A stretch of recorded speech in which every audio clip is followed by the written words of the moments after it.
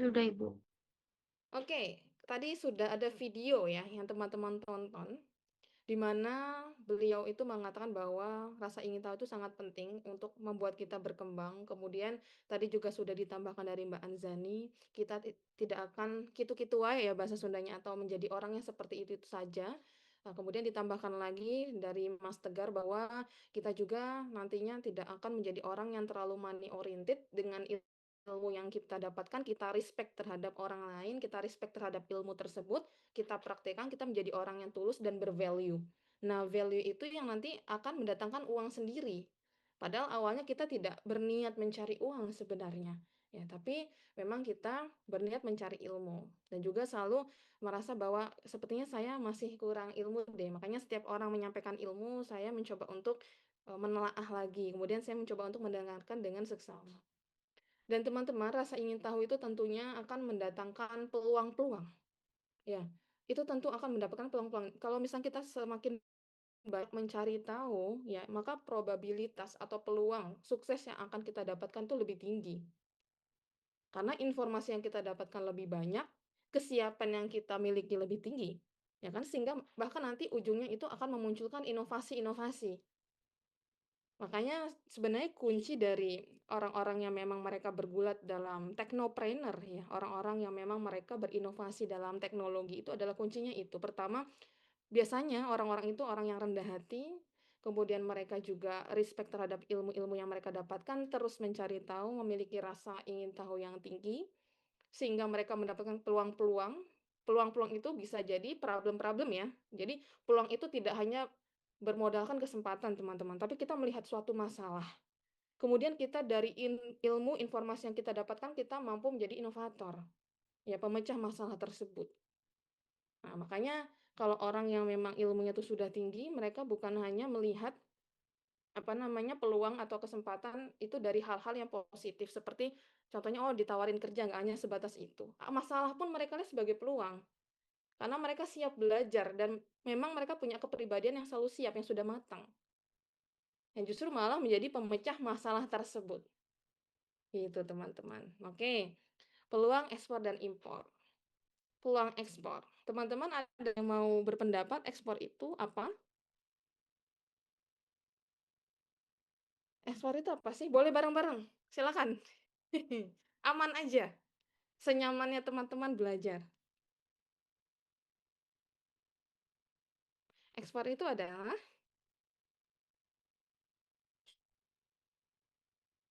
Saya mungkin, mungkin ya Mas Fikri, boleh? mungkin ekspor itu dalam artian umum itu kayak pengiriman barang dari dalam negeri ke luar negeri, Bu.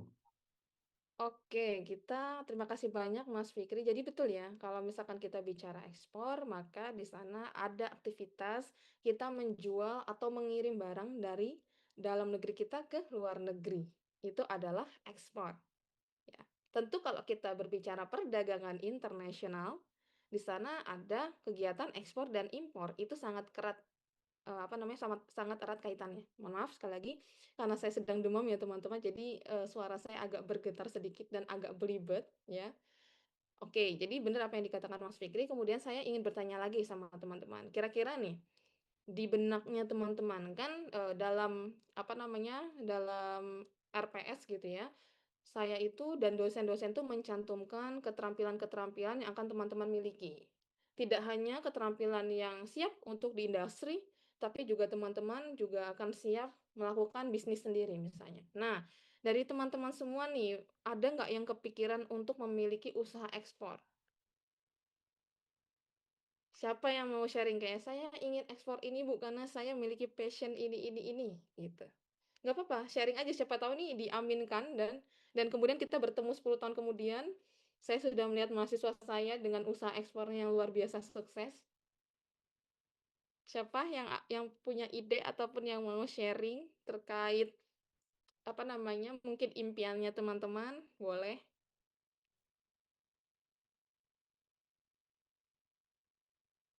Biasanya nih generasi kita, teman-teman kita itu, saya dan teman-teman itu masuknya generasi Z ya. Generasi Z itu biasanya orang-orang yang memang sudah open minded terhadap peluang-peluang tidak hanya di industri saja. Tidak hanya kerja itu di kantoran saja, tapi juga ternyata banyak yang cita-citanya sudah memiliki usaha, ya kan? Kira-kira siapa nih teman-teman yang punya angan-angan atau impian yang mau berbagi, memiliki usaha ekspor? Ada nggak?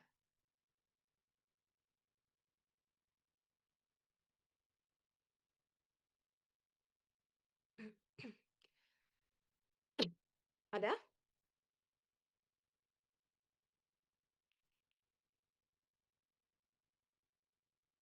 Oke, kalau belum ada saya mungkin ingin berbagi cita-cita saya ya. Jadi cita-cita saya itu sebenarnya kalau untuk saat ini kan saya berprofesi sebagai PNS, sebagai dosen ya. Kemudian kalau misalkan ditanya apakah saya ingin jadi entrepreneur gitu, sangat ingin. Karena saya sudah mulai mengkhususkan penelitian saya di bidang komoditas tersebut. Ya, tersebut itu dalam arti kata, kemarin saya mengajukan hibah penelitian untuk usaha udang faname. Ya, jadi di Pulau Galang itu saya lihat ternyata angka baca ya, maksudnya angka buta hurufnya atau kemampuan baca dari orang-orangnya beberapa memang masih kurang. Sehingga mungkin mereka bisa berpotensi nantinya ketika saya punya usaha udang faname itu untuk ekspornya saya bisa memberdayakan mereka untuk menjadi operatornya. Dan kemudian saya akan membangun perpustakaan dan juga taman baca juga di sana. Nah, itu juga bisa mengembangkan manusianya. Kalau dari saya seperti itu udang faname. Yang saya inginkan udang faname. Dari teman-teman ada nggak yang lain selain tadi komoditas seperti saya misalkan udang faname?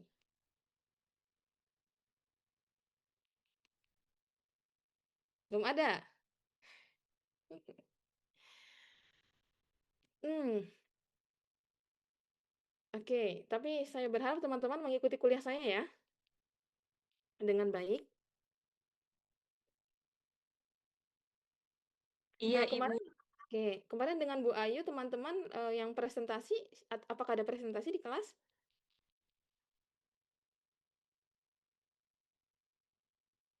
Saya ingin tahu maksudnya kemarin tuh teman-teman aktivitasnya apa gitu di kelasnya Bu Ayu kira-kira biar nanti di sini saya bisa engage atau melanjutkan. Apakah ada yang presentasi kemarin? Tidak ada, Bu. Untuk kemarin tidak ada yang presentasi. Tidak ada, Bu. Kemarin itu Ibu Ayu menjelaskan tentang PBL, Bu. Oh, baik. Tentang PBL ya? Oke. Tapi sebelumnya, minggu sebelumnya waktu dengan Bu Ayu ada yang presentasi kan? Atau, Minggu sebelumnya lagi tuh sama ibu, Bu, yang ngerjain kuis itu, oh, sama yang sama saya. Excel. Maksudnya minggu bersama Bu Ayu ada yang presentasi kan? Sudah semua kelompok presentasi kan?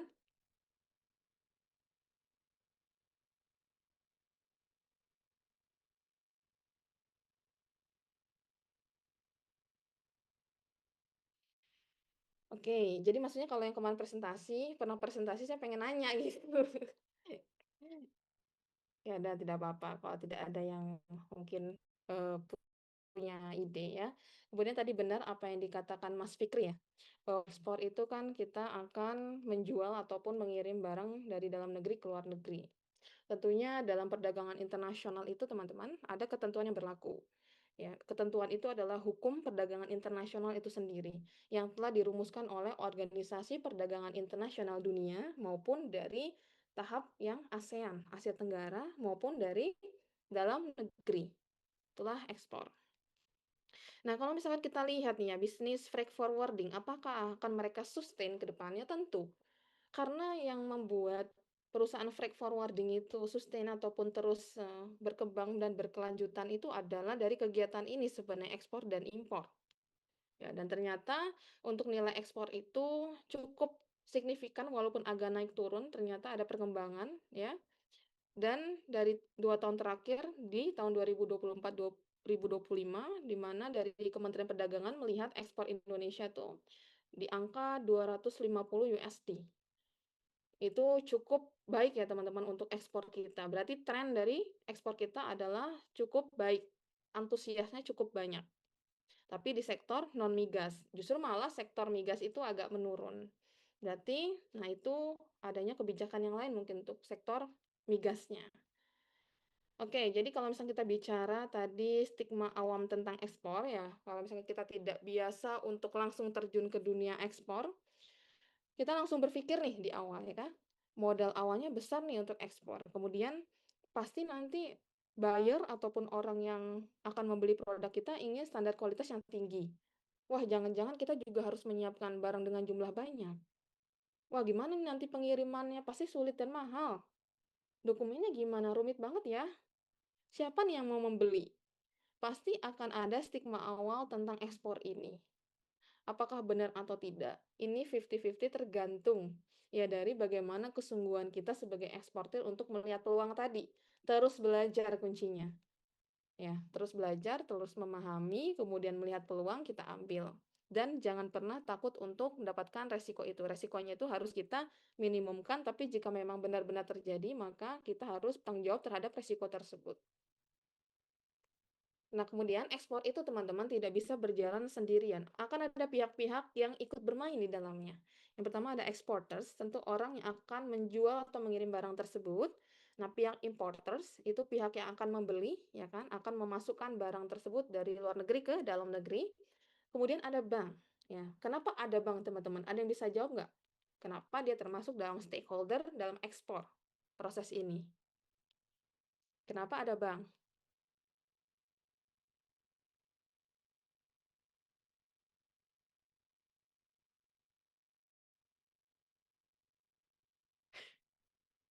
Karena sebagai pihak yang ngebantu pembayaran ya, Bu, karena kan biasanya ekspor itu beda negara, jadi harus ada perantaranya. Oke, tadi siapa? Mbak Syada Yakutah ya yang Iya, jawab Bu. kalau gitu. Oke, terima kasih Mbak Syada. Jadi betul ya apa yang dikatakan Mbak Syada. Teman-teman ingat kan ketika teman-teman nanti akan terjun atau nanti kerja di perusahaan freight forwarding, nanti akan menemukan invoice-invoice. Teman-teman harus mulai familiar terhadap isi dari invoice, isi dari dokumen.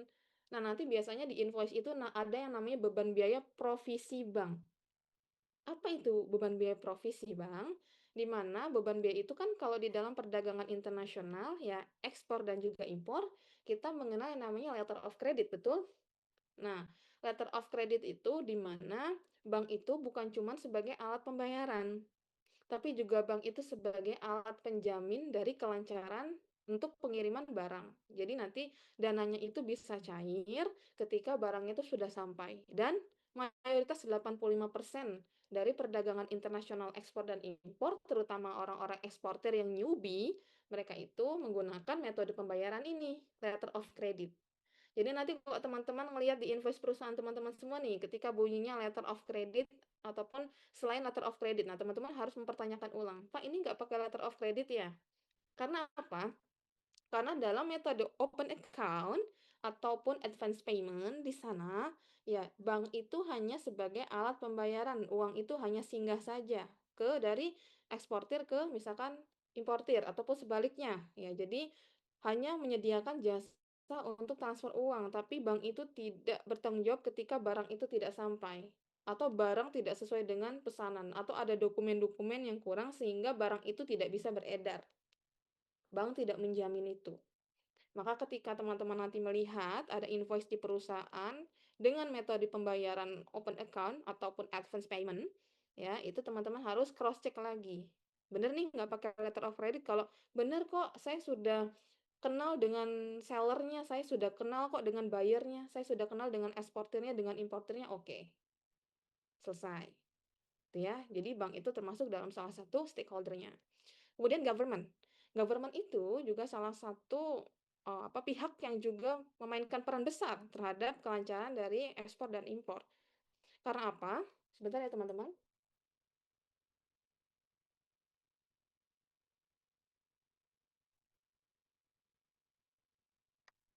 Untuk teman-teman yang keluar dari Zoom ini saya kunci ya Zoom-nya. Tunggu sebentar ya. Saya akan membuka Zoom-nya dulu. Nah, saya buka Zoom. Tadi ada yang terlempar ya.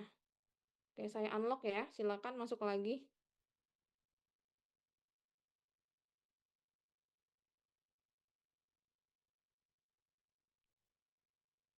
Oke, kembali lagi. Government, pemangku kebijakan perdagangan internasional, pihak-pihak pemerintah. Ya, pihak-pihak pemerintah yang mereka tuh memainkan peran maksud saya untuk kebijakan dalam perdagangan internasional, ekspor dan juga impor. Oke, jadi misalnya bagaimana caranya pemerintah tuh membuat kebijakan ketika nanti impor, kita masukkan barang dari luar negeri ke dalam negeri, itu produk tersebut tidak menjadi alat untuk merugikan UMKM kita atau produk-produk buatan dalam negeri kita. Ya, makanya itu perlu ada kebijakan yang contohnya adalah anti dumping tadi kemarin. Oke, yang sudah kita pelajari bersama-sama dari sebelumnya di hukum perdagangan internasional ya. Kemudian ada kebijakan internasional apa lagi? Karena dalam asas perdagangan internasional, teman-teman, sekali lagi saya tekankan bahwa asas ini tidak boleh merugikan salah satu pihak, salah satu negara itu tidak boleh.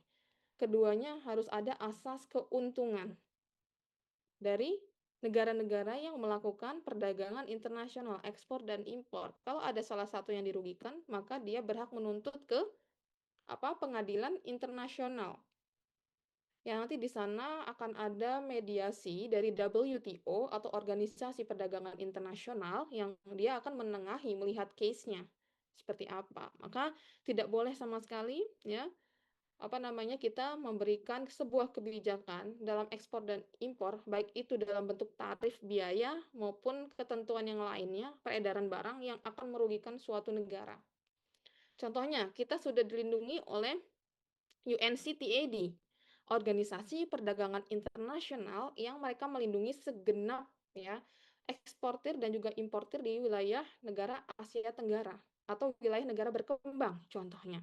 Mereka melindungi itu. Jadi misalnya, Bu, saya khawatir nih ke depannya kita akan bersaing dengan teknologi sehingga nanti kita peluang untuk kerjanya jadi sangat rendah gitu. Tentu nanti UNCTAD tidak akan tinggal diam. Ya, karena untuk menyeimbangkan antara teknologi dan juga peluang untuk kita bekerja gitu, nanti negara berkembang itu akan memberikan penawaran, organisasi UNCTAD ini akan memberikan penawaran ke negara-negara maju. Kamu bisa loh buka pasar di Asia Tenggara, nggak usah pakai teknologi kok, orang-orang yang bekerja dibayar murah misalkan, tapi sesuai dengan tingkat kesejahteraan di negara berkembang tersebut. Karena kan kursnya itu kan lebih tinggi di negara-negara maju yang mereka akan membangun pabrik-pabrik di kita. Misalnya seperti itu untuk melindungi peluang-peluang pekerja di wilayah-wilayah negara berkembang contohnya. Maka pemerintah atau pemangku kebijakan perdagangan internasional itu juga memainkan peranan yang sangat penting. Oke. Kemudian forwarders ya. Ini yang juga kita pelajari dan pihak ini yang sangat bergantung sekali keberlanjutan usahanya terhadap aktivitas ekspor dan impor ya kan. Karena ini adalah pihak yang membantu pengiriman barang dari eksportir ke importir. Kemudian community. Community itu misalnya adalah kita masuk ke dalam komunitas ekspor dan impor di komoditas tertentu misalnya. Nah, kita dapat nge-link ataupun memiliki akses ataupun kita bisa nanti mengembangkan bisnis punya kolega yang khususnya tentang ekspor dan impor. Nah, kemudian verifikator, mereka adalah pihak-pihak ketiga yang netral ya untuk menjamin kesepakatan yang telah dibuat. Entah itu dari segi pemerintahnya atau organisasinya. Mereka akan melihat dokumen, kebijakan, semuanya itu sesuai verifikatornya. Kemudian insurance juga penyedia jasa asuransi, karena memang dalam perdagangan internasional asuransi ini tentunya juga sangat diperlukan. Itu adalah stakeholder dalam kegiatan ekspor atau kita mengirim barang dari dalam negeri ke luar negeri. Oke, kalau kita bicara eksportir, eksportir itu adalah orang yang memainkan peran untuk mengirimkan barang kan dari dalam negeri ke luar negeri. Tadi orang misalkan mereka punya usaha, ya usaha di dalam negeri, misalkan usaha di Batam, kemudian mereka mau kirim ke buyer di Singapura, maka dia disebut sebagai seorang eksportir. Eksportir itu dibagi dua loh teman-teman. Yang pertama ada eksportir produsen. Nah, jadi eksportir ini mereka memproduksi sendiri barangnya. Artinya mereka memiliki manufaktur atau production sendiri, kemudian mereka langsung mengirimkan atau menjual ke luar negeri. Itu adalah eksportir yang juga berperilaku atau berperan sebagai produsen. Kemudian ada eksportir non-produsen, di mana perusahaan itu ya perusahaan yang mereka tuh mengekspor barang itu mereka membeli lagi barang dari produsen. atau petani, atau UMKM terkait. Jadi mereka seperti pihak ketiganya atau konsinyasi. Ya, kemudian mereka membantu proses pemasarannya dan pengiriman internasionalnya. Itulah eksportir non-produsen. Gitu. Sampai sejauh ini dapat dipahami kan teman-teman?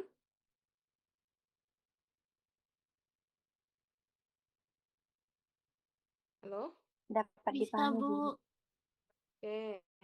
Terima kasih banyak. Nah, kalau misalkan kita berbicara lebih detail lagi, ada banyak sekali perbedaan yang terjadi di antara eksportir produsen dan juga eksportir non-produsen. Tentunya izin usahanya. Kalau misalkan produsen itu kan pasti lebih banyak ya. Mereka akan berurusan dengan Kementerian Perindustrian atau karena mereka mengolah atau memiliki dari bahan baku tingkat produksi lalu outputnya itu ada. Jadi mereka mengelola seluruh proses produksinya. Nah, pasti ini ada standar BPOM-nya, terus kemudian ada dari Kementerian Perindustrian, Perdagangan, ya, dia izin usahanya lebih lengkap. Kemudian kalau izin usaha dari non-produsen, mereka hanya memiliki KBLI perdagangan besar saja. Contohnya seperti misalnya izin pengurusan dokumennya saja. Nah, untuk dokumen-dokumen yang lain bisa meminta dari yang eksportir produsen, karena dia hanya pihak ketiga atau konsinyasinya. Nah, kemudian fokus utamanya ya, kalau eksportir produsen itu kan adalah bidang inovasi produk ya, tentu dia akan memenuhi kebutuhan pelanggan. Kualitas produknya, efisiensi produksi. Ya, mereka langsung memproduksi barang itu dari bahan baku, kemudian ada proses produksinya tadi, kemudian nanti barangnya jadi, itu mereka bertanggung jawab terhadap itu. Nah, kalau misalkan non-produsen itu hanya networking-nya, pemasaran, manajemen logistiknya. Oke. Dan lain-lain. Dari mulai izin teknisnya juga sudah berbeda, izin usaha industri dalam eksportir produsen itu lebih ketat, ya kan? Kalau misalkan izin teknisnya maksud saya kalau untuk non-produsennya itu lebih kepada kontrak saja, kontrak supply dengan produsen. Jadi mereka hanya memainkan bagaimana sih bunyi sales kontraknya itu, MOU-nya itu. Mereka lebih fokus ke dokumen itu. Gitu. Kemudian stok barangnya kalau misalkan produsen itu tergantung mereka memproduksi atau memiliki kapasitas produksi berapa. Nah, kalau non-produsen itu ya mereka bisa lebih fleksibel, tergantung juga kepada produsennya itu mau berapa ya kan. Mereka mungkin punya sebagai reseller, terus produsen punya menitipkan barang atau punya produksi lebih diberikan kepada non-produsen, maka mereka juga bisa mengambil dari beberapa produsen. Tidak hanya dari satu produsen, lebih fleksibel. Kemudian harga jual produsen itu bisa lebih rendah karena tangan pertama ya, karena Ex Works ataupun apa harga yang terjadi di dalam produksi ataupun industri, gitu kan, mereka lebih murah harganya. Tapi ketika udah masuk ke tangan lain atau pihak konsinyasi, pihak ketiga eksportir non produsen ini mungkin akan ada lebih tinggi keuntungan yang dia mau ambil, ya kan, keuntungan trader. Maka harga jualnya itu akan lebih tinggi sedikit. Oke, sertifikasinya. Ya, kalau misalkan eksportir produsen, dia akan mengurus sendiri semuanya. Sertifikatnya atas nama perusahaan sendiri, ya kan, dari ISO-nya. Kemudian bagaimana standar dari kualitas produksi ataupun industrinya. Dan lain-lain mereka memiliki atas nama perusahaan sendiri. Kemudian kalau eksportir non-produsen, mereka menggunakan sertifikasi milik produsen atau pemasok. Jadi mereka nanti tinggal mengumpulkan saja, nih, Pak saya mau ekspor sekian dengan barang sekian atas nama produk Bapak, saya boleh ya minta sertifikasinya. Nah, itu nanti dikirimkan dari eksportir produsen. Oke, teman-teman mau jadi yang mana? Eksportir produsen atau eksportir non-produsen? Mau jadi yang mana?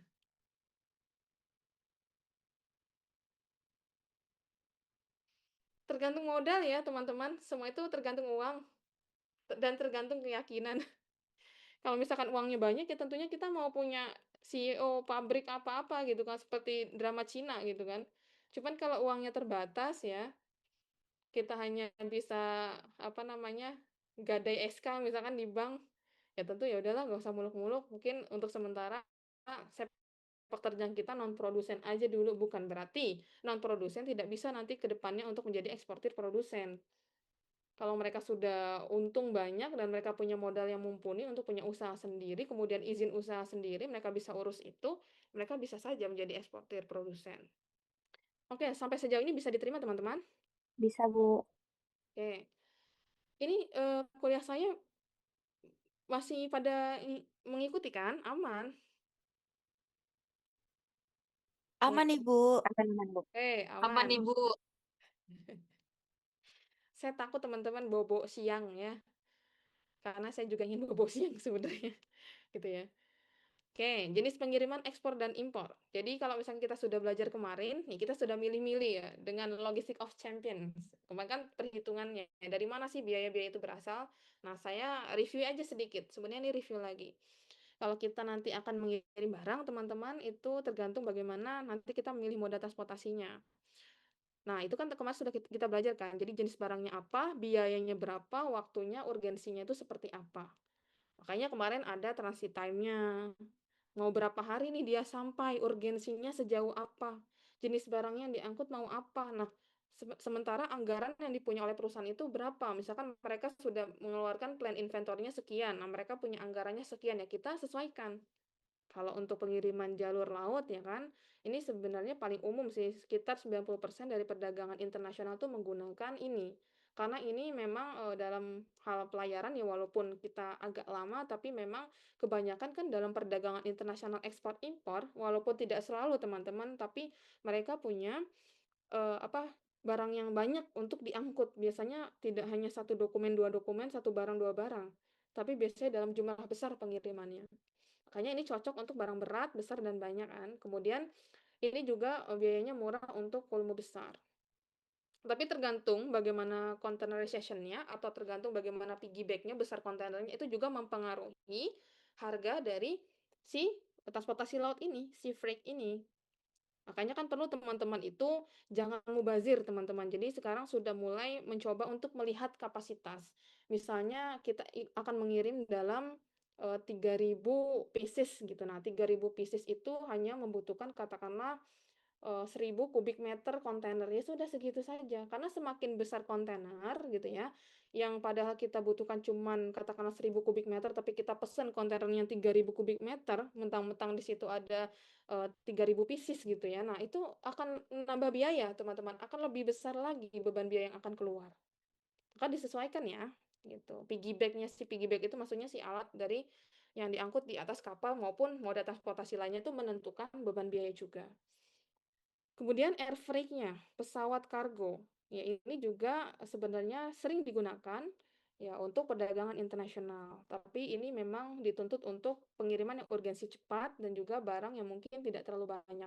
Misalnya katakanlah barang itu hanya ada beberapa peti kemas gitu ya, atau beberapa kontainer yang bisa masih muat untuk weight and balance, beban berat pesawatnya. Itu. Kemudian kalau misalkan dia ini kan apa pesawat, nggak mungkin disuruh ngirim ya batu bara yang banyak gitu kan, atau produksi minyak ya migas yang besar misalnya, itu pesawat itu tidak mungkin mengirimkan dengan jumlah banyak, tidak seperti kapal laut. Itu maka ini juga perlu disesuaikan. Nah, transportasi darat itu bisa jadi truk ataupun kereta api. Nah, ini biasanya juga multimoda ya. Kadang udah diangkut di truk, dimasukin ke kereta api, itu tergantung, ataupun memang perusahaan itu memilih menggunakan truk saja atau kereta api saja. Tapi ini terbatas teman-teman, karena apa? Ini hanya sampai perbatasan lintas darat. Ya kan, dimana mungkin beban biaya transportasinya murah, tapi waktu transit yang lama. Ada biaya yang tertahan di sana. Kemudian mungkin asuransi yang juga dibayarkan juga harus lebih ketat ya, karena barang-barang di darat itu lebih rentan. Lebih rentan kita deg-degan karena nyampenya lama gitu. Oke, begitu. Nah, tadi berdasarkan volume barang, kalau full container load ya, jadi eksportir itu dia satu kontainer penuh untuk digunakan sendiri. Jadi kita nggak berbagi dengan perusahaan lain. Ya, kalau misalkan dia pakai less than container load, di mana kita menggunakan kontainer, tapi mungkin ada eksportir lain di dalam satu kontainer itu, gitu. Atau disebutnya konsolidasi. Jadi satu kontainer itu misalkan memuat, oh ini barang dari perusahaan ini, perusahaan ini, perusahaan ini, perusahaan ini, ada. Itu namanya less than container load. Tapi kalau full container load, kita memang satu kontainer itu kita gunakan sendiri. Kembali lagi itu tergantung volume barangnya sebesar apa. Makanya kalau memang mau pakai full container load, mau kita sewa kontainernya sendiri, satu kontainer itu isinya barang produksi dari perusahaan kita semua, gitu kan. Nah, kita harus perlu tadi menyesuaikan kubik meternya. dari volume pengirimannya. Jadi jangan sampai terlalu besar memesan kontainer. Sayang teman-teman, sekali udah tanda tangan untuk pesan kontainer, ya itu nggak bisa di-return lagi, gitu ya. Nanti, atasan akan bertanya, "Loh Mbak, Mbak paham cara menghitung kubik meternya nggak sih? Ini kan kita cuman butuh mengirim dengan volume sekian. Kenapa Mbak memesan kontainer dengan kubik meter sekian? Kelebihan loh. Kita harus membayar beban lebih 4 juta hanya untuk kelebihan muatan kontainer," gitu kan. Nah, maka itu disesuaikan dengan kebutuhan dan juga volume barang. Oke, kembali lagi, ekspor tidak harus satu kontainer, semua bergantung pada berapa jumlah barang yang dibutuhkan buyer serta jumlah kapasitas produksi kalian.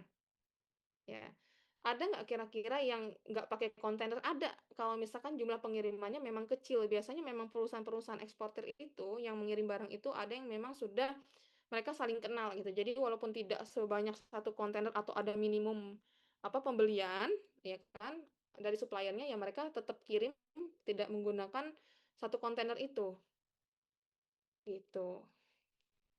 Oke. Nah, metode ekspor itu ada direct dan indirect ya. Kalau direct itu dia metode penjualannya produk ke pasar luar negeri di mana perusahaan itu langsung berurusan dengan pembelinya di negara tujuan. Tadi ya, jadi memang si perusahaan itu sudah punya calon pembeli ataupun dia sebagai eksportir atau supplier yang mereka memang sudah akan pasti mengirimkan misalnya secara rutin ataupun ada yang mesan secara resmi ke perusahaan tersebut. Itu direct. Gitu ya. Misalkan Sumitomo kemarin, karena memang Sumitomo itu kan mensuplai ya peralatan ataupun mereka bahan baku ya untuk Toyota gitu ya. Nah, mereka nanti mengirimkan langsung ke perusahaan-perusahaan Toyota gitu kan di negara-negara Singapura contohnya. Jadi memang mereka direct langsung dibutuhkan. Kemudian indirect itu metode penjualan dari produk dalam negeri ke pasar luar negeri di mana perusahaan itu nggak secara langsung. Tadi mungkin ini disebut dengan konsinyasi ataupun pihak ketiganya gitu ya. Mereka nanti punya pihak ketiga lain. Nah, jadi kalau teman-teman nanti akan memulai ya usaha ekspor, tidak hanya memulai teman-teman. Jadi banyak juga lulusan LPI yang mereka itu jadi konsultan di perusahaan freight forwarder ataupun maupun di perusahaan ekspor. Atau mereka punya tadi ya usaha sendiri. Kemudian untuk memulainya itu teman-teman harus mengetahui nih produk apa yang lagi tren. Ya, teman-teman bisa mencari ya dimanapun itu, lihat di komunitas ekspor dan impor, kira-kira apa nih produk-produk yang lagi tren. Teman-teman bisa meriset ya dengan resources ataupun sumber daya yang teman-teman miliki, apakah produk yang akan teman-teman kirimkan ataupun tertarik untuk ekspor itu bagaimana di pasarannya. Nah, teman-teman bisa belajar komoditasnya sehingga nanti akan hubung kepada nanti pengetahuan legalitas. Gimana nih kalau misalkan kita akan menjadi eksportir untuk komoditas katakanlah tadi udang fanmei apa saja ya? Untuk udang berarti dia harus ada surat keterangan misalnya untuk bebas hama. Contohnya gitu ya, ataupun bebas virus, ataupun untuk pertanian dan perkebunan dan perikanan mereka itu sehat dari BPOM. Itu tergantung dari bagaimana legalitasnya. Kemudian marketing tools ya. Nah, kita akan melihat nih, kita ada channel-channel pemasaran. Channel-channel pemasaran tuh apa aja ya sih teman-teman gitu kan. Pertama ada Instagram, Facebook. Ya, kemudian kalau ekspor impor juga banyak di LinkedIn bahkan. Ya, terus apalagi TikTok ya. Kita persiapkan semua marketing tools itu, Shopee, Lazada. Cuman kalau misalkan kita masih multi channel ataupun channelnya masih terpisah-pisah, kita akan sulit ya teman-teman melihat kira-kira tren kita tuh paling banyak di mana sih, kecuali kalau kita pakai omni channel. Ya, omni channel itu kan memang ada salah satu platform ataupun software ya, software di mana kita bisa langsung memasukkan seluruh data-data di seluruh channel penjualan kita, nanti akan kita bisa lihat trennya. Gitu, bisa langsung terpantau nih trennya, oh paling banyak ternyata kita udang faname itu orang-orang nyarinya di Facebook misalnya. Itu kalau sudah menggunakan omnichannel, tapi tidak mudah ya teman-teman untuk menggunakan omnichannel itu butuh yang namanya biaya tambahan besar karena itu adalah suatu software customer relationship management ya. Tentu itu ada biaya tambahannya lagi kalau misalnya teman-teman memang mau menggunakan omnichannel gitu. Tapi kalau masih multi channel ya masih terpisah antara informasi di Facebook, informasi di iklan di Instagram, tentu itu akan kesulitan untuk men-tracking trennya, gitu. Kemudian teman-teman nanti akan cari buyer, ya tadi sudah dilakukan misalkan melalui, channel dari saluran penjualan. Nah, nanti mereka akan tertarik dan teman-teman tuh melakukan penawaran. Ya, jadi nanti teman-teman memberikan diskon, misalnya penawaran, dan sebelum, adanya kegiatan perdagangan internasional ekspor dan impor, teman-teman nanti akan membuat apa dulu yang paling wajib? Sales kontraknya, ya kan? Buat dulu sales kontraknya, itu adalah hal yang sangat wajib sebelum teman-teman melakukan ekspor dan impor. Harus saling paham sales kontrak yang mengacu kepada Incoterm-nya, gitu.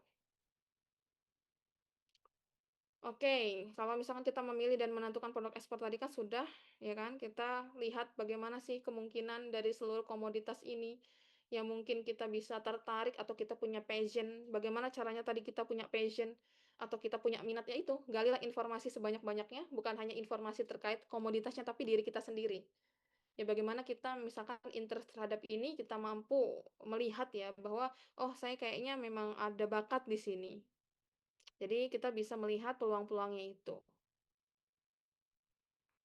Oke. Kalau misalkan mau keuntungan, teman-teman juga bisa melihat ya untuk, kemudahan teman-teman memulai ekspor, tentu cari produk terdekatnya. Misalkan teman-teman sudah melihat atau meriset siapa nih yang akan mensuplai kita untuk produk-produk, ya kita bisa, melihat ya kan produsen-produsen ataupun aksesnya itu. Kemudian kita lihat permintaan pasarnya, kemudian kita lihat nanti akan ada persyaratannya.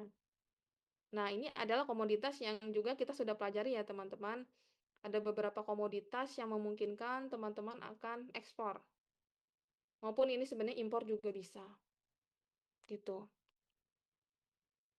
Nah, udah sejauh ini nih, ada nggak yang udah kepikiran kira-kira mau jadi eksportir apa? Ada nggak yang mau punya usaha ekspor?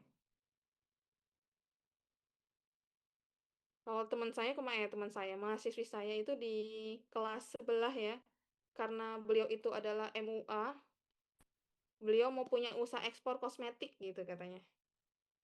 Kosmetik, jadi mau konsinyasi mengekspor kosmetik.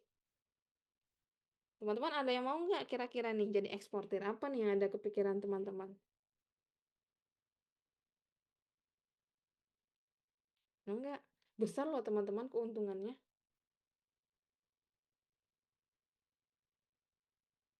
Nggak ada. Bahkan kalau bisa logistik of champion kalau udah bagus saya mau aja nih ekspor juga nih ke Politeknik Malaysia misalnya. Tapi lebih baik kalau misalkan kita mau nakal sedikit, nggak usah lewat jalur ekspor yang, yang dari pemerintah sih teman-teman, karena pajaknya juga besar sebenarnya. Kalau yang mau nakal, tapi saya tidak sarankan itu ya. Untuk game, course, pembelajaran kita juga bisa ekspor itu. Karena kemarin tuh datang teman-teman dari Politeknik, Malaysia. Kemarin saya, habis menyambut tamu dosen-dosen dari college, Malaysia College ya, Malaysian College kalau tidak salah itu, beliau-beliau itu ada jurusan logistik. Itu, ada jurusan logistiknya. Sama. Nggak ada yang mau sejauh ini jadi eksportir atau punya usaha, ini diaminkan oleh 68 orang loh. Pengen Bu di sektor pertanian tuh. Pertanian. Kenapa Mas Farhan mau pertanian? Karena jujur kebanyakan emang pertanian kita tuh Hmm? sering diekspor juga sih. Dan kita juga masih banyak lahan kosong untuk perkebunan yang beda dengan kayak negara-negara yang udah yang udah tinggi misalkan kayak seperti Singapura atau di China yang density populasinya itu padat dan mereka tuh susah untuk bikin lahan perkebunan gitu. Oke, mantap. Kira-kira mau apa nih Mas Farhan pertaniannya? Udah kepikir belum? Jahe, kunyit, laos, atau apa?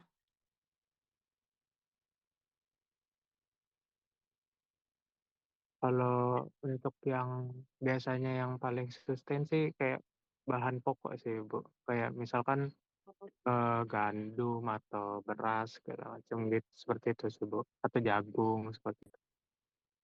Wih, hebat ya, Masya Allah. Teman-teman ini kita aminkan ya, saya ridho dan mendukung ya Mas Farhan ini jadi eksportir maupun di pertanian, perkebunan ataupun apa insya Allah nanti Mas Farhan ada jalannya ya.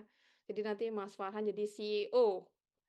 Sekaligus mau bekerja di industri juga nggak Mas Farhan kira-kira? Tertarik nggak juga bekerja di industri atau mau jadi entrepreneur saja?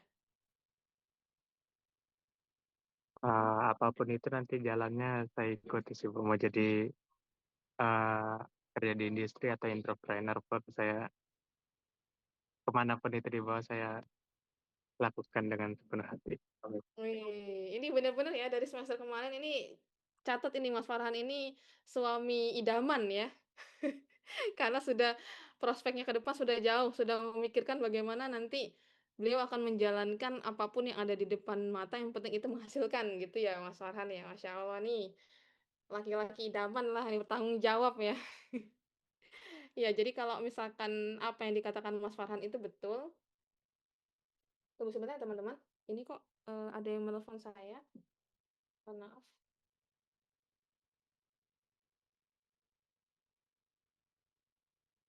Oh ya, oke.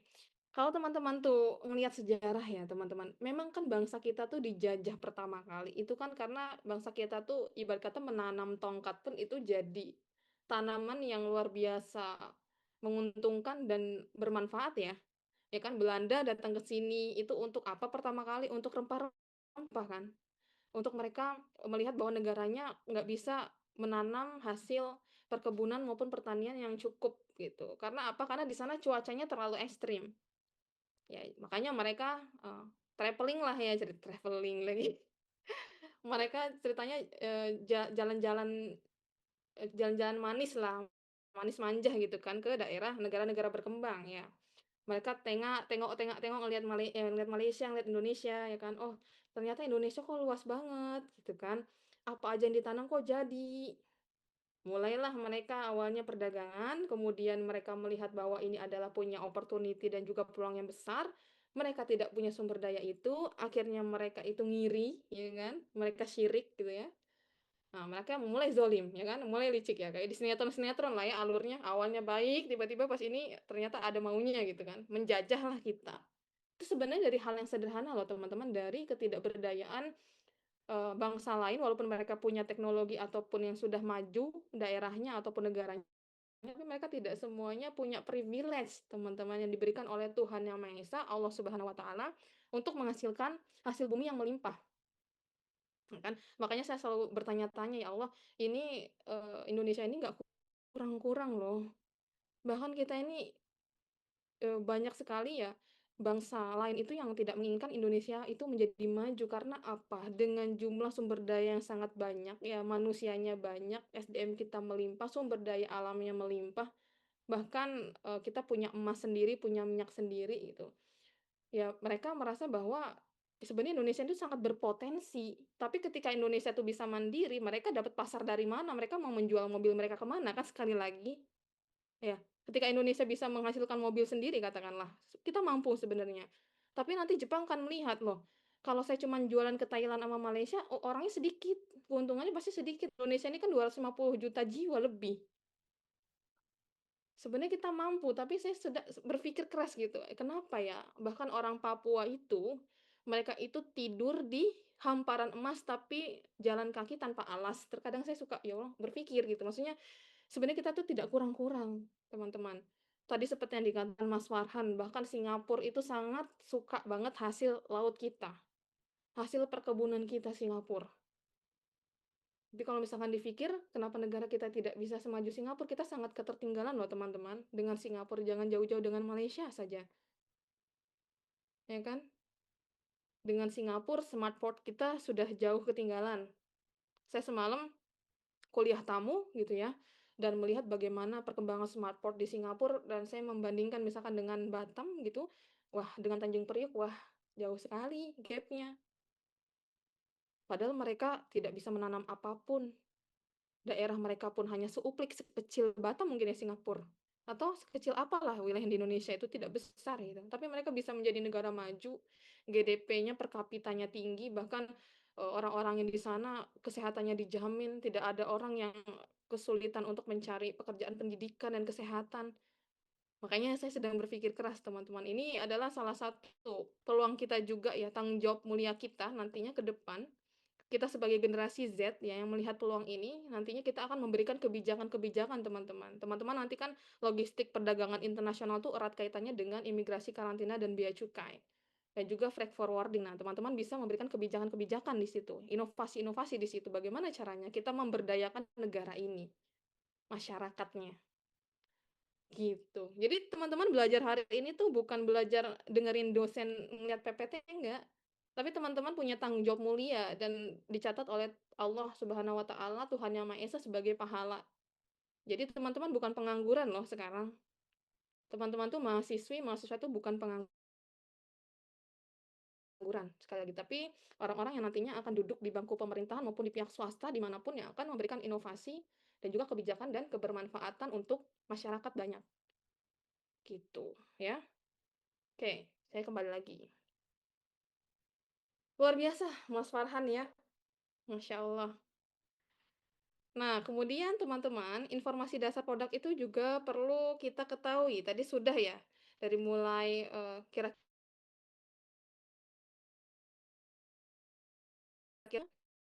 dan juga kira-kira untuk mengirim itu berapa lama waktu yang dibutuhkan, harganya berapa, sertifikat yang dibutuhkan, kemudian kualitasnya dari produsen tersebut apakah sudah menjawab dari kebutuhan si buyer ataupun importer itu. Kita perlu melihat itu semua. Untuk usaha atau bisa nanti mencari supplier produk, ya kita tidak usah mulai langkah dengan besar dengan modal banyak, kita cari-cari tahu aja link-linknya suppliernya. Ya kan? Oke. Nah, teman-teman juga nanti bisa melihat semua kesempatan ya. Tunggu bentar ya teman-teman. Ada yang manggil saya. Iya, tunggu sebentar, Mas.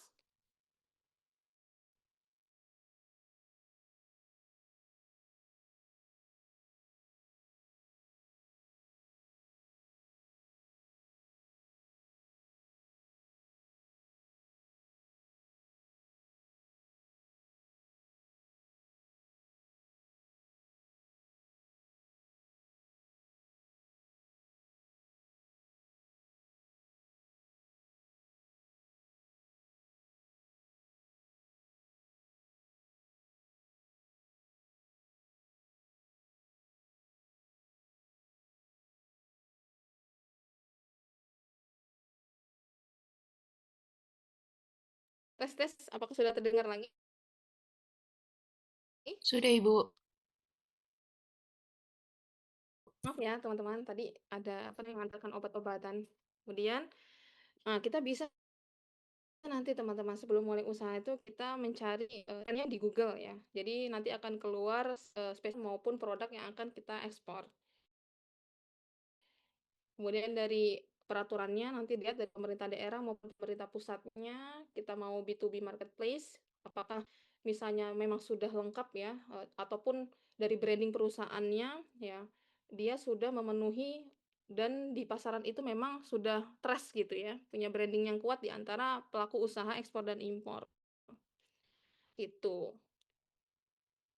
Oke, tadi riset sudah ya, teman-teman bisa riset terlebih dahulu, itu penting sekali. Kemudian kita sudah semua produknya sudah tahu, tentu kurang lebih itu ekspor dan impor tuh sangat berkaitan dengan tarif ya teman-teman. Sebenarnya kita tuh belajar ekspor impor dan perdagangan internasional itu untuk tarifnya, tarif keuntungan baik itu untuk kita sendiri maupun nanti tujuan dari importer itu, mereka dapat memenuhi kebutuhan mereka. Nah, teman-teman harus tahu HS code kan? Coba saya tanya, sebelumnya sudah pernah belajar HS code?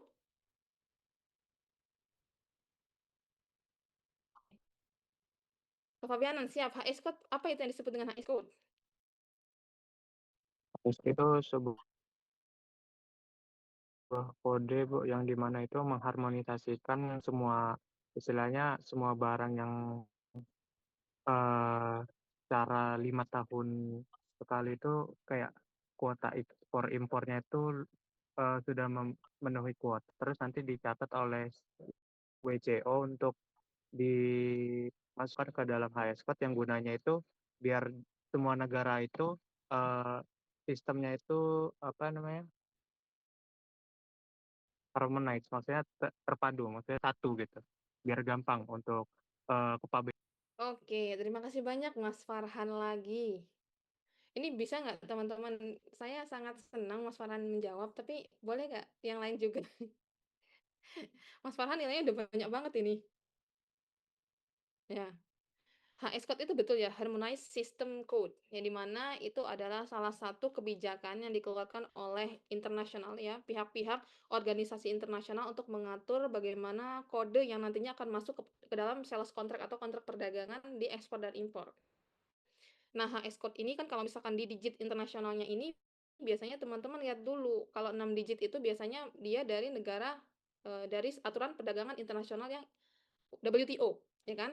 Kemudian untuk tarif masuk ke Asia Tenggara maupun tarif untuk masuk ke Indonesia itu kan sesuai dengan BTKI. BTKI itu apa? Buku tarif. Astagfirullahaladzim. Tarif Kepabeanan Indonesia. Tunggu teman-teman.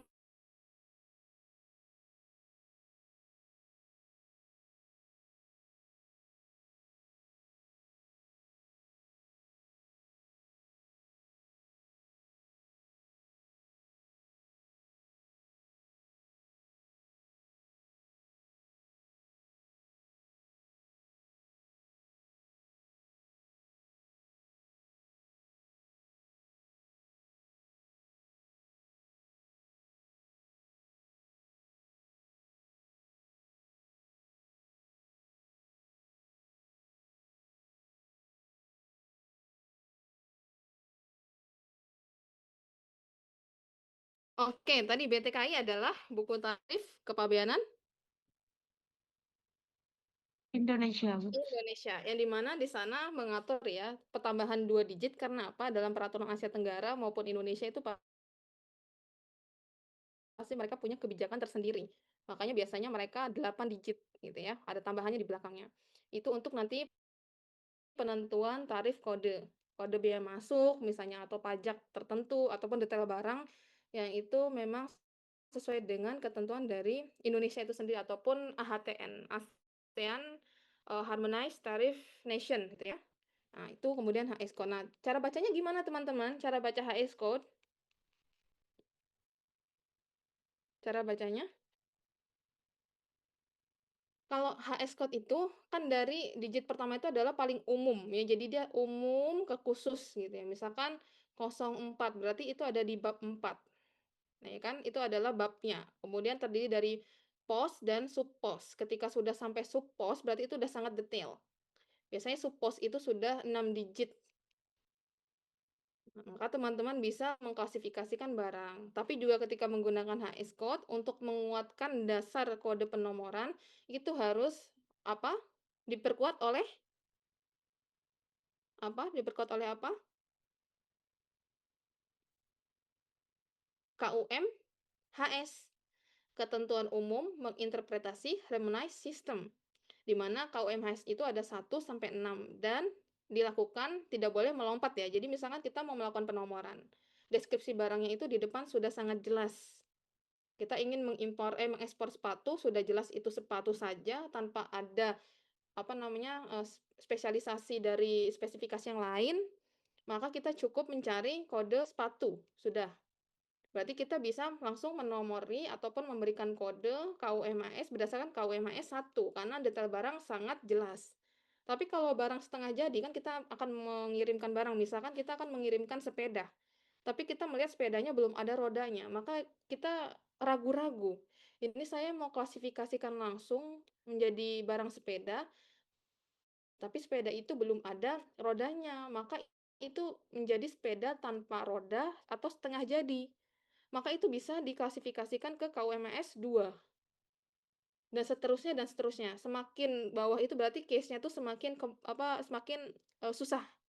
Mulai dari misalkan ada 2 bahan yang bersamaan, katakanlah pisau lipat gitu. Nah, pisau lipat itu ada bahan plastik atau baja, kita mau mengspesifikasikan apa nih?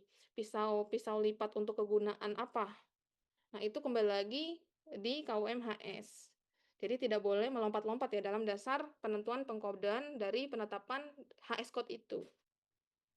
Oke, teman-teman sudah belajar kan itu? Di kepabeanan ya? Udah Ibu, Sudah klasifikasi hotspot. Oke. Oke, siap. Terus kemudian analisis tren dan juga negara tujuan. Ya, jadi nanti teman-teman bisa nih, kita pikir-pikir mau ekspor kemana. Kalau kebanyakan Batam itu pasti masih ada yang ekspor memang ke Jepang dan lain-lain. Cuman kalau kita untuk pemula ya teman-teman mungkin coba dulu di Asia Tenggara. Misalkan ke Malaysia, ke Thailand, ke Singapura. Nah, itu list dulu 10-nya. Itu ya. Kemudian analisis tarifnya, tarif biaya masuknya berapa, kemudian tarif-tarif yang lain, apakah tanggung jawabnya itu dalam kontrak itu mau kita buat sampai apa. Kalau free on board, ya kan kita hanya bertanggung jawab sebagai harga sampai di batas pelabuhan ataupun ketika barang sudah naik ke atas kapal. Tapi kita tidak menanggung asuransi maupun biaya ketika nanti barang itu sampai ke negara si importir. Ya kan? Itu kalau FOB. Kalau menggunakan misalkan dia dalam kontraknya itu CIF, ya kan, Cost, Insurance, and Freight, berarti kita harus menanggung semuanya. Gitu ya. Jadi misalkan nanti si importernya hanya bayar ya sudah harga barangnya saja. Gitu loh. Dan itu sudah termasuk asuransi, sudah termasuk segala macam. Jadi udah menerima bersih aja lah gitu. Itu tergantung dari kesepakatan kontrak perdagangan. Maka kita perlu sekali untuk mengetahui bagaimana nanti negosiasi dengan si buyer ataupun importirnya gitu ya. Kemudian kita dapat menganalisis harganya, ya kita lihat dulu nih, ya ketika kita menetapkan harga teman-teman, bagaimana sih cara kita menetapkan harga ekspor? Tentu tidak boleh semata-mata hanya dalam keuntungan, ya. Misalkan kita menetapkan dengan cost plus ekspor, di mana udahlah plusin aja biar kita untung, nggak bisa gitu. Karena dalam ekspor itu kita perlu juga mempertimbangkan market base dan competitive cost-nya. Nah, kita sudah nih menentukan biaya total-totalnya, katakanlah biaya produksinya sekian, kemudian biaya asuransi sekian, biaya yang keuntungan yang kita mau itu sekian, oke margin keuntungannya sekian, dapatlah harga misalkan katakanlah 500 juta untuk pengiriman misalnya 3 ton udang faname, misalnya, ini misalnya. Nah, kemudian apakah 300 juta ini untuk 3 ton udang faname ini di pasaran itu oke nggak sih? Kita lihat lagi trennya di pasaran, oh ternyata enggak ah, ada yang jual 3 ton udang faname cuman 250 juta atau 175 juta, wah ternyata terlalu mahal nih. Gitu. Jadi kita juga harus melihat bahwa harga yang kita tetapkan itu juga kompetitif di marketnya. Jadi kita masih bisa berkompetisi dengan pesaing-pesaing kita. Itu cara menganalisis harganya. Oke, sampai sejauh ini bisa dipahami teman-teman?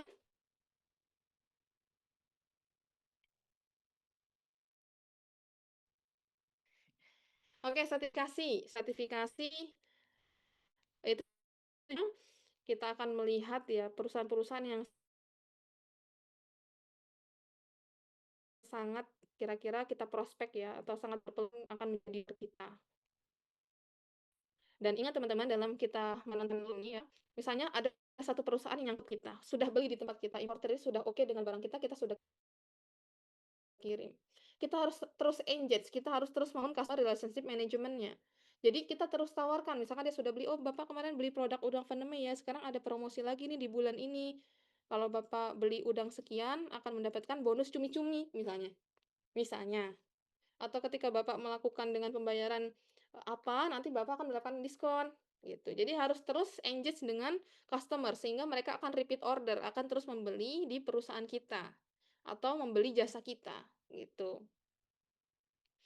Nah, ini situs penting bagi eksportir. Teman-teman harus kalau misalkan nanti melihat HS code itu familiar dengan INSW, kemudian melihat tren dan negara tujuannya juga bisa pakai trade map ORG ini situsnya. Analisis tarifnya nanti teman-teman bisa melihat ya, untuk tidak sembarangan memberikan tarif di TTD WTO. Analisis harganya itu nih bisa pakai Comtrade Plus ya, sehingga teman-teman itu tidak kemahalan, tetap kompetitif gitu ya. Teman-teman bisa untuk membuka link dan juga website ini gitu. Oke, jadi kita perlu ya untuk membuka peluang ini, kemudian untuk kita menyebar prospek dari company profile-nya kita buat, ya katalognya seperti apa, produk dan jasa yang kita tawarkan itu seperti apa, websitenya kita punya tadi, sosial media dan juga global marketplace itu juga perlu. Nah, kalau kita bicara alur proses ekspor itu gimana teman-teman? ini ya, kemarin kita menawarkan, teman-teman masih bisa mengikuti kuliah saya kan? Bisa, Bu. Oke, gimana kita proses alur ekspor? Dimana kita menawarkan kepada buyer tadi atau importirnya, ya kita mulai mencari-cari, kemudian kita negosiasi dan melakukan kontrak, sales kontraknya, metode pembayaran yang menggunakan apa, kita mulai proses produksi ataupun mengambil barang ketika kita pihak ketiga sesuai dengan jumlah kebutuhan dan juga kualitas barang yang diinginkan. Kita urus seluruh dokumen-dokumennya, karena nanti importir akan mencocokkan teman-teman dengan dokumen yang kita miliki. Kalau misalkan nanti ada dokumen yang tidak cocok atau kurang, maka bank tidak akan mencairkan uangnya, gitu. Jadi letter of credit itu kalau misalkan kita kurang memberikan dokumen atau dalam pencocokan dokumen itu ada yang kurang, uang itu tidak bisa cair. Kemudian pelunasan pembayaran, kalau misalkan dia misalnya pakai metode yang dibayar belakangan ataupun di depan terlebih dahulu, itu tergantung bagaimana kesepakatan kontraknya, ya. Kemudian dikirim barang itu dan kita berharap bukan hanya sekali penjualan ataupun bukan sekali pengiriman, tapi kita berharap konsumen ataupun importir ataupun buyer tersebut respect, percaya, trusted ke kita sehingga melakukan repeat order dan juga rekomendasi. Ini adalah tahap yang paling diinginkan oleh setiap eksportir, gitu ya, repeat order. Oke, tadi kita sudah belajar peluang ekspor, peluang impor. Kemudian peluang impor, impor itu adalah apa teman-teman? Kemarin sudah belajar? Impor apa?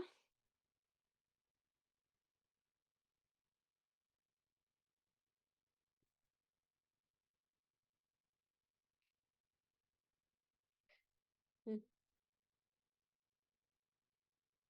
Ada yang mau jawab impor itu apa?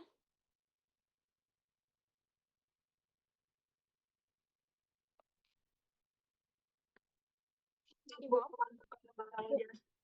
Ya, Mbak Maulida, Mbak Elida. Masukkan Gimana? barang dan jasa dari luar negeri ke dalam negeri, Bu, melalui perdagangan internasional. Oke, betul ya. Jadi kalau kita bicara impor itu adalah memasukkan barang dari luar negeri ke dalam negeri. Nah, ternyata dari datanya kita impornya menjadi apa? Impor turun ya kan? Karena mungkin kita melakukan penghematan teman-teman. Jadi impor itu turun. Negara kita punya kebijakan sendiri juga untuk melindungi UMKM ataupun hasil dari produk di negara sendiri. Nah, tujuannya itu apakah impor itu hanya dilakukan oleh individu atau perusahaan? Tentu tidak ya, pemerintah juga. Jadi memang negara itu akan memenuhi kebutuhan di dalam negeri yang tidak bisa diproses ataupun diproduksi di dalam negeri. Jadi membutuhkan bantuan dari negara lain. Misalkan tadi Mas Farhan mau ekspor beras gitu kan. Nah, tapi ternyata petani-petani kita belum cukup untuk membuat beras yang murah dan banyak untuk memenuhi kebutuhan orang banyak gitu. Maka mau tidak mau terpaksa atau tidak terpaksa pemerintah akan mengimpor beras tersebut ke sini. Misalkan dari Thailand. Ya, ataupun mereka tujuan impor itu untuk memperoleh bahan bakunya, memperoleh jasanya yang tidak bisa diproduksi di negara sendiri. Biasanya kalau negara-negara berkembang itu lebih kepada bahan baku maupun teknologi ataupun bahan pangan yang dalam jumlah yang besar dan juga yang murah. Biasanya seperti itu permasalahan di negara-negara berflower.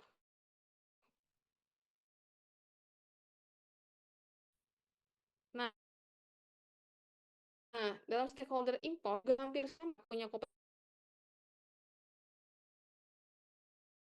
kompetensi dan juga tanggung jawab masing-masing untuk dan kelancaran impor. Nah, importer ini juga hampir sama teman-teman dengan eksportir. Ada dua jenisnya, importer umum dan importer produsen. Ya, kita bicara importer produsen atau kebutuhan sendiri. Ya, jadi contohnya kayak mereka impor bahan bakunya, mesin produksi, suku cadang untuk proses produksinya. Ketika importer umum itu ya mereka mengimpor barang untuk diperdagangkan kembali. Itu adalah perbedaannya.